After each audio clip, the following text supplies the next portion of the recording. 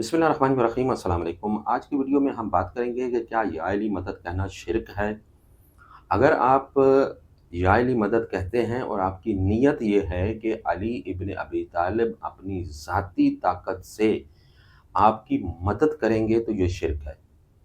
इसमें कोई शक नहीं है कि अगर इस नीयत से आप या अली मदद कहते हैं कि अली इब्न अबी तालिब अपनी ज़ाती ताकत से मुझे कुछ अता कर देंगे, मेरी मदद करेंगे, तो ये यकीनी तौर पर शिर्क है। और अगर आपकी नीयत ये है कि अल्लाह की अता की हुई ताकत से अली मेरी मदद करेंगे, इस नीयत से अगर आप अली को मदद के लिए पुकारते हैं तो ये ऐन तौहीद है कि अल्लाह तबारक व तआला ने अली इब्न अबी तालिब को जो ख़ास अनायात फरमाई हैं, जो अल्लाह ने आपको ताकत दी है, अल्लाह की दी हुई ताकत से अली मेरी मदद करेंगे, तो ये ऐन तौहीद है।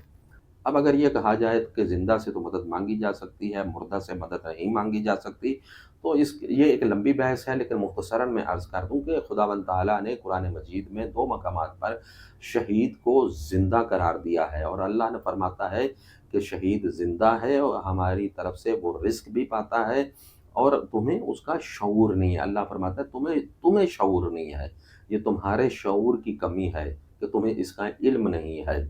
तो शहीद ज़िंदा है, तो अगर डिमांड ये है कि ज़िंदा से मदद मांगी जा सकती है, तो अली इब्न अबी तालिब शहीद हैं, ज़िंदा हैं, इसलिए ज़िंदा से मदद मांगी जा सकती है, जिसकी बिना पर हम इस नीयत के साथ या अली मदद कहते हैं कि अल्लाह ने जो अली को ताकत अता की है, खुदा की उस ताकत से ऐ अली इब्न अबी तालिब हमारी मदद कीजिए, तो ये ऐन तौहीद है। ये शिर्क के ज़ुमरे में नहीं आता। इसके ज़ैल में जितनी मर्ज़ी फिर बहस करते रहें, हासिल कुछ भी नहीं है।